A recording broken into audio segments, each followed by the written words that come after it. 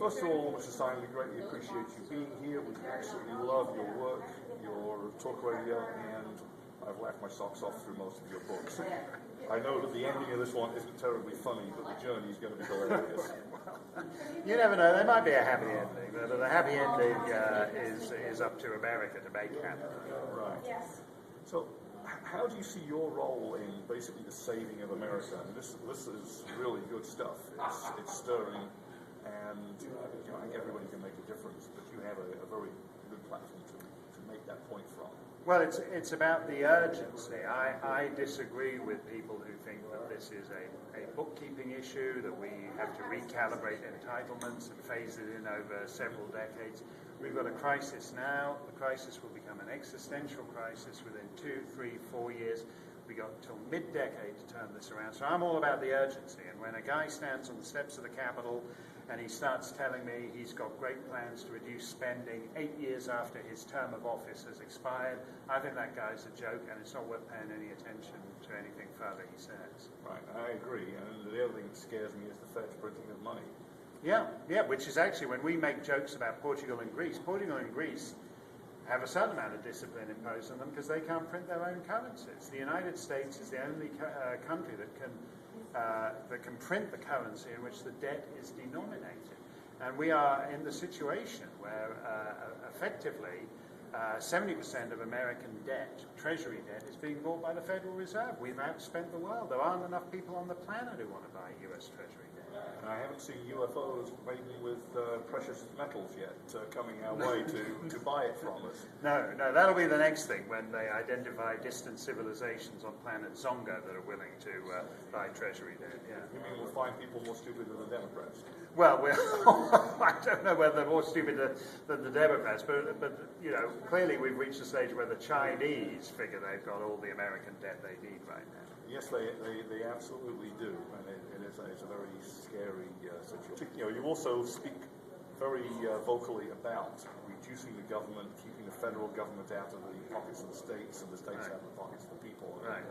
I greatly appreciate that. How did you come to appreciate America? I've come to appreciate it over years living here. What led you to your current position and viewpoint on America? Well, as I said just in the speech earlier, I came to New Hampshire because I fell in love with the land. I thought it was a beautiful landscape. And the system of government, which I didn't really pay any attention to at the time I bought my property, snuck up on me. But eventually I started thinking, wow, it's amazing. It snows all night, but when I get up in the morning, the guys have cleared the road and I can pass down the road. That's like pretty... It doesn't work that way. It certainly doesn't work that way in the province of Quebec. And it emerged kind of over time that these were just my neighbours. My assistant's husband works for the town highway department. I thought this was the most perfect form of government I'd ever lived under. I felt exactly the same as Tocqueville did when he toured Jacksonian America 2 centuries ago, and he concluded that the New England township was the most perfect form of government ever devised by man. That's how I felt. That's what I fell in love with. And when I hear people like Tai Shioma Bethea, who attends a high school in the Carolinas, and their high school has peeling paint, and she writes to good King Barack in Buckingham Palace in Washington, and somehow the benign sovereign in Buckingham Palace is supposed to solve the peeling paint problem in her high school. That to me is a fundamental distortion of the American idea. I don't see why a functioning community can't paint its own high school. And if you were to have a system where a functioning community decides to sluice it through a federal high school painting program through Washington, you can pick a number as to what the price of a gallon of paint would be once it's been sluiced through that way.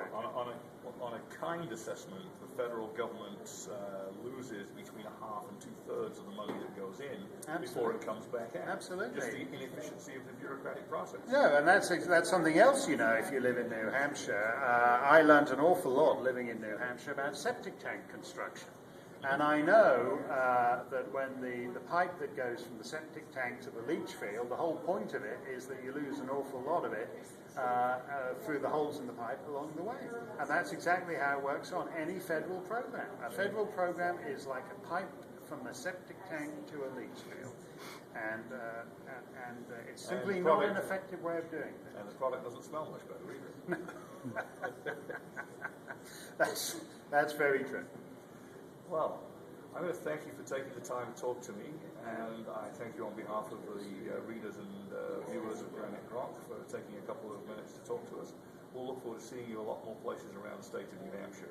Okay. And to listening to your very worthwhile tirades against big government. Okay. Thanks a lot, mate. It's fun. Thank you, Mike. Thank you.